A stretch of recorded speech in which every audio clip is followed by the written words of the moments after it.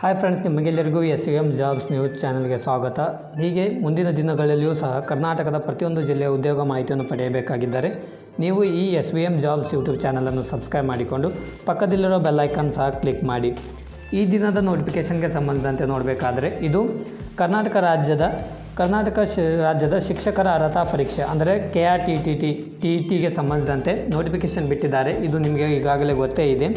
ನೀವೇನಾದರೂ ಅರ್ಜಿ ನಮ್ಮಿಂದ ಸಲ್ಲಿಸಿಕೊಳ್ಳಬೇಕಾದರೆ, ಏಕೆಂದರೆ ಕೆಲವು ಜನರಿಗೆ ನಗರಕ್ಕೆ ಹೋಗಿ ಅಲ್ಲಿ ಅಪ್ಲಿಕೇಶನ್ ಸಲ್ಲಿಸಲು ಆಗುವುದಿಲ್ಲ. ಹಾಗೆ ಇನ್ನಿತರ ಯಾವುದೇ ಕಾರಣಗಳು ಇದ್ದರೆ ಸಹ ನೀವು ನಮಗೆ ಕರೆ ಮಾಡಿದರೆ ನಾವು ನಿಮಗೆ ಅರ್ಜಿಯನ್ನು ಸಹ ಸಲ್ಲಿಸಿಕೊಡುತ್ತೇವೆ.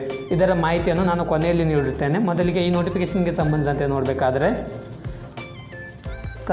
TTಯು ಈಗ ಪ್ರಮುಖ ಸ್ಥಾನ ಪಡೆದಿದೆ. ಯಾಕಂದರೆ ಈಗ ನಮ್ಮ ಶಿಕ್ಷಣ ಸಚಿವರು ಹೇಳಿದಂತೆ ಡಿಸೆಂಬರ್ ಅಥವಾ ಜನವರಿಯಲ್ಲಿ ಶಿಕ್ಷಕರ ನೇಮಕಾತಿ ಪ್ರಕ್ರಿಯೆ ಆರಂಭವಾಗಲಿದೆ. ಹಾಗಾಗಿ ಈ TT ಪರೀಕ್ಷೆ ಪಾಸಾದವರು ಶಿಕ್ಷಕರ ಅರ್ಹತಾ ಪರೀಕ್ಷೆಗೆ ಅರ್ಹರಾಗಿರುವುದರಿಂದ ಈ TT ಪಾಸಾಗುವುದು ಅಭ್ಯರ್ಥಿಗೆ BEd ಮುಗಿದ ಅಭ್ಯರ್ಥಿಗಳಿಗೆ ಅನಿವಾರ್ಯವಾಗಿದೆ. ಹಾಗಾಗಿ ನೀವು ಸಹ ಶಿಕ್ಷಕ ಆಕಾಂಕ್ಷಿಗಳಾಗಿದ್ದರೆ ಈ ಪರೀಕ್ಷೆಯನ್ನು ಪಾಸು ಮಾಡಲು ನಿಮ್ಮ ಕಠಿಣ ಪರಿಶ್ರಮವನ್ನು ವಹಿಸಿ.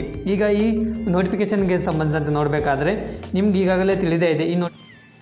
ಇಲ್ಲಿ ನೀವು ನೋಡಬಹುದು, ಅರ್ಜಿ ಸಲ್ಲಿಸುವ ಪ್ರಾರಂಭದ ದಿನಾಂಕವು ಅಕ್ಟೋಬರ್ 23ರಿಂದ ಅರ್ಜಿ ಸಲ್ಲಿಸುವ ದಿನಾಂಕವು ಪ್ರಾರಂಭವಾಗಿದೆ. ನವೆಂಬರ್ 9ರವರೆಗೆ ನೀವು ಅರ್ಜಿಯನ್ನು ಸಲ್ಲಿಸಬಹುದು. ನೀವೇನಾದರೂ ನಮ್ಮ ಕೈಯಿಂದ ಅರ್ಜಿ ಸಲ್ಲಿಸಿಕೊಳ್ಳಬೇಕಾದರೆ ಈ ನಂಬರ್ಗೆ ಕರೆ ಮಾಡಿದರೆ ನಾವು ಸಹ ನಿಮಗೆ ವ್ಯವಸ್ಥಿತವಾಗಿ ಅರ್ಜಿಯನ್ನು ಹಾಕಿಕೊಡುತ್ತೇವೆ. ಇಲ್ಲಿ ನೀವು ನೋಡಬಹುದು, ಪರೀಕ್ಷಾ ದಿನಾಂಕವನ್ನು ಸಹ ನಾವು ನೋಡಿದರೆ ಪರೀಕ್ಷಾ ದಿನಾಂಕವು ಡಿಸೆಂಬರ್ 7ಕ್ಕೆ ನಿಮ್ಮ ಪರೀಕ್ಷೆಯು ನೆರವೇರಲಿದೆ. ಹಾಗಾಗಿ ನೀವು ಕಠಿಣ ಪರಿಶ್ರಮ ಮಾಡುವುದು ಅವಶ್ಯಕವಾಗಿದೆ. ಹಾಗೆ ಈ ಅಪ್ಲಿಕೇಶನ್ ಹಾಕಲು ಅರ್ಜಿ ಶುಲ್ಕ ನೋಡಬೇಕಾದ್ರೆ ನೀವು ಇಲ್ಲಿ ನೋಡಬಹುದು, ಸಾಮಾನ್ಯ ವರ್ಗ 2A 2B 3A 3Bಗೆ ಒಂದು ಪೇಪರ್ಗೆ 700 ರೂಪಾಯಿ ಇರುತ್ತದೆ. ಆದರೆ ನೀವು ಪೇಪರ್ 1 ಪೇಪರ್ 2 ಎರಡು ಪೇಪರ್ಗೆ ಅಪ್ಲೈ ಮಾಡಿದರೆ 1000 ರೂಪಾಯಿ ನಿಮಗೆ ಅರ್ಜಿ ಶುಲ್ಕವಿರುತ್ತದೆ. ಹಾಗೆ SC ST ಪ್ರವರ್ಗ 1 ಅಭ್ಯರ್ಥಿಗಳಿಗೆ ಒಂದು ಪೇಪರ್ಗೆ 350 ರೂಪಾಯಿ ಅರ್ಜಿ ಶುಲ್ಕವಿರುತ್ತದೆ. ನೀವು 2 ಪೇಪರ್ಗೆ ಅಪ್ಲೈ ಮಾಡಿದರೆ ನಿಮಗೆ 500 ರೂಪಾಯಿ ಅರ್ಜಿ ಶುಲ್ಕವಿರುತ್ತದೆ. ಹಾಗೆ ಅಂಗವಿಕಲ ಅಭ್ಯರ್ಥಿಗಳಿಗೆ ಇಲ್ಲಿ ಯಾವುದೇ ರೀತಿಯ ಶುಲ್ಕ ಇರುವುದಿಲ್ಲ. ನಿಮಗೆ ಶುಲ್ಕದಿಂದ ವಿನಾಯಿತಿ ನೀಡಲಾಗಿರುತ್ತದೆ. ನೀವು ಇಲ್ಲಿ ಸಹ ನೋಡಬಹುದು, ನೀವು ಯಾವ ಕ್ಯಾಟಗರಿ ಅಭ್ಯರ್ಥಿಗಳು ಎಷ್ಟೆಷ್ಟು ಪರ್ಸೆಂಟೇಜನ್ನು ಪಡೆದುಕೊಂಡಿರಬೇಕು ನಿಮ್ಮ BEdನಲ್ಲಿ ಅಂತ ನೋಡಿದರೆ GM 2A 2B 3A 3Bಗೆ ಸಂಬಂಧಿಸಿದ ಅಭ್ಯರ್ಥಿಗಳು 60% ಪಡೆದುಕೊಂಡಿರಬೇಕು. ಹಾಗೆ SC ST ಕ್ಯಾಟಗರಿ 1 PWD ಅಭ್ಯರ್ಥಿಗಳು 55% ನೀವು ಅಂಕಗಳನ್ನು ಗಳಿಸಿರಬೇಕಾಗುತ್ತದೆ. ನೀವೇನಾದರೂ BEd ಕಲಿಯುತ್ತಿದ್ದರೆ ಅಥವಾ BEd ಮಾಡದೇ ಇದ್ದರೆ ಈಗ ನೀವು ಸಹ ಅರ್ಜಿಯನ್ನು ಸಲ್ಲಿಸಿಕೊಳ್ಳಬಹುದು. ನೀವು BEd ಕಲಿಯುತ್ತಿದ್ದರೆ first sem, second sem, third ಸೆಮ್ಮಲ್ಲಿದ್ದರೆ ನೀವು ಸಹ ಅರ್ಜಿಯನ್ನು ಸಲ್ಲಿಸಬಹುದು. ಮತ್ತು ನೀವು ಪಾಸ್ ಆದ ಮೇಲೆ ನಿಮಗೂ ಸಹ ಸರ್ಟಿಫಿಕೇಟ್ ದೊರೆಯುತ್ತದೆ.